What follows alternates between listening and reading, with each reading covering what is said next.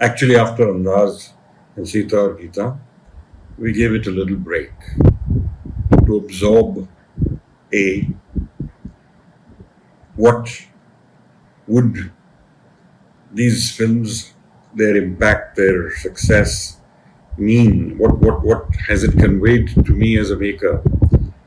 And then I felt that it was necessary to keep changing, because as an individual I need to be challenged.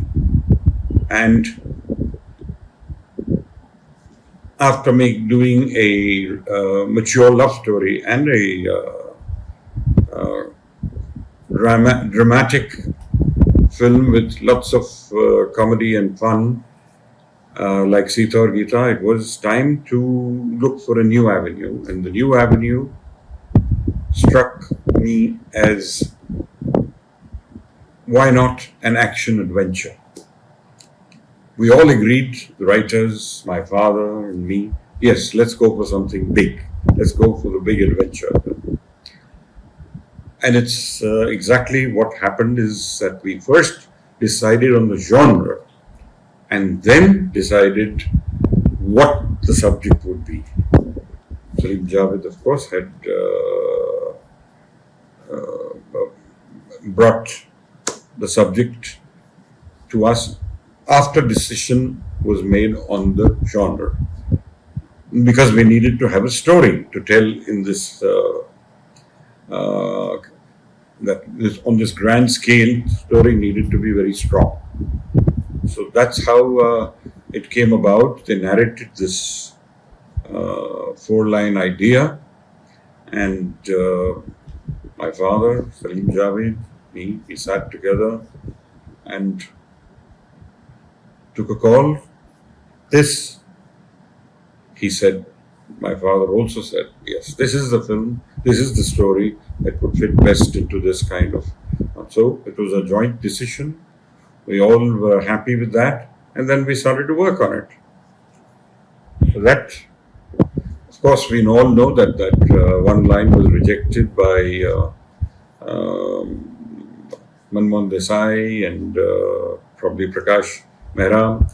So these two gentlemen had their own way of making films, their own kind of films they made. We decided this was good for us. And so it all began, the story of Sholay's storytelling.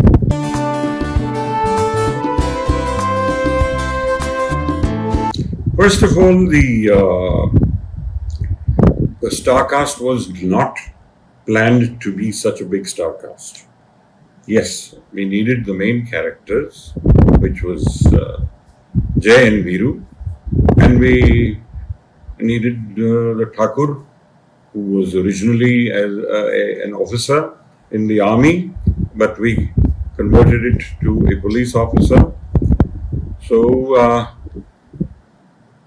that itself was supposed to be the main cast. But obviously, when you have Jay and Viru, and you need two women, two lovely people to be opposite them as romantic interests, as well as a part of the story.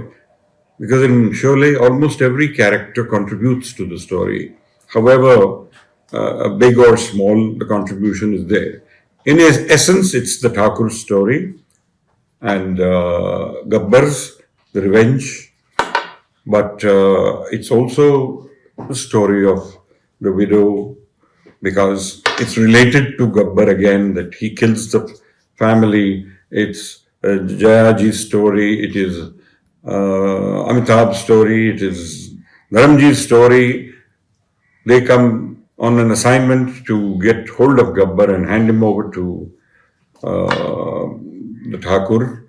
But in the process, they get so involved, and in the process, Jaya dies, and so Dharamji takes it upon himself to. Viru becomes the revenge taker until the Thakur reminds him that in the very first sequence when they came to him, the assignment was very clear.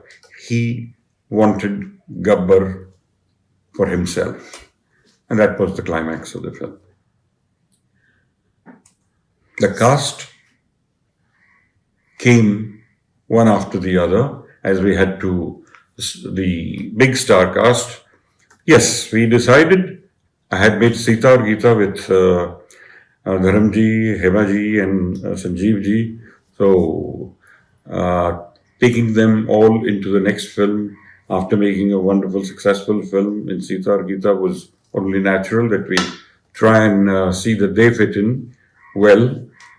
But then, of course, we needed a Gabbar opposite the Thakur. And for that, we had signed Danny Denzongpa. But as it turned out, it was difficult for him to allot those dates that we had already, he had already given to us, because Dharmatma had gone into shooting and they were overshooting. And they extended their schedules. They were shooting in Afghanistan. So we had to make a switch. We had to make a change. And at the last minute came Amjad Khan. And of course, the rest is history. You can't today separate Amjad Khan from Gabbar or Gabbar from Amjad Khan.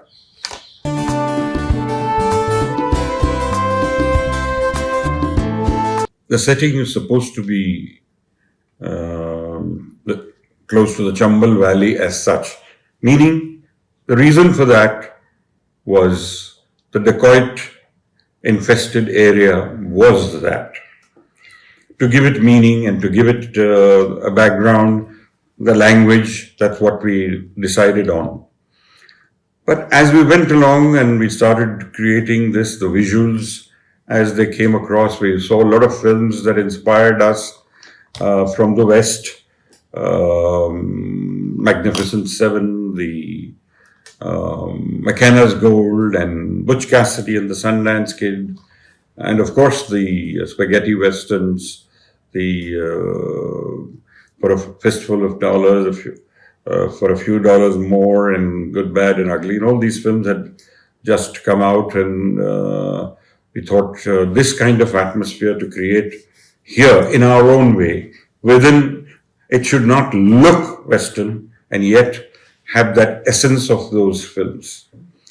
So we picked this location. I sent the art director down, and he said that he has a place in mind which could meet our requirements, but he needed to make a trip. He did do that. He brought back photographs, and he said, there are a few places, let's go and have a look. So along with my cameraman, Dwarka Devecha, and the art director, I went down south, and when he showed me these locations, I just fell for it. I said, I know this is not Chambal, but what I'm getting instead are these huge rocks. And everything seemed perfect. Gabbar's Den. These rocks made so much of a difference to that whole atmosphere. Solid. It gave the whole film a certain solidity. Of course, the natural atmosphere there, they picked on a village. Imagine going down south and picking on a village near Bangalore, 50 kilometers out of Bangalore.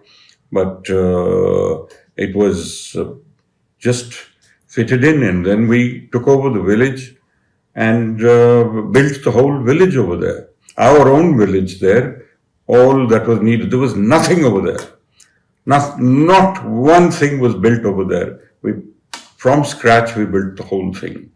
From Thakur's house on the hill to the mandir, the masjid, and all the rest of the village and how they lived, and the little square down there, the tank, everything was all made and constructed. And then, of course, there were, God knows how many people were there living all the time, not just constructing the whole village, but also constructing. As we started shooting, we continued work on so many different things during that. And then, of course, we had to house the horses and the saises and the workers who used to work all around.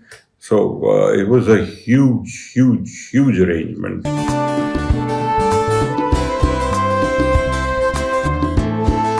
I know I worked bloody hard. I know my whole team worked absolutely marvelously hard. All my actors, all my crew, technical and otherwise, we had a crew coming in from England who did the action choreography, and the cameraman also for action scenes was from England.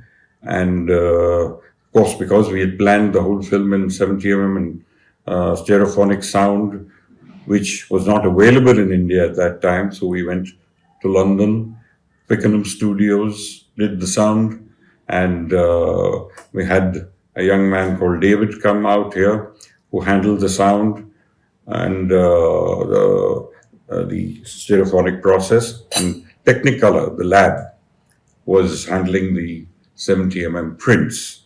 So I think getting all these people to work so hard and so creatively, all of them did their bit and contributed to the making of this film. So what does one say?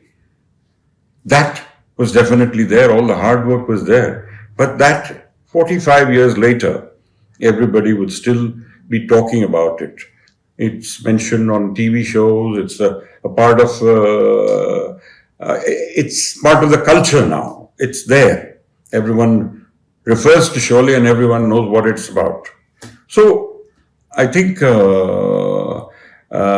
it's what I would call, what turned out to be a phenomenon. And you can never explain a phenomenon. That's Sholay.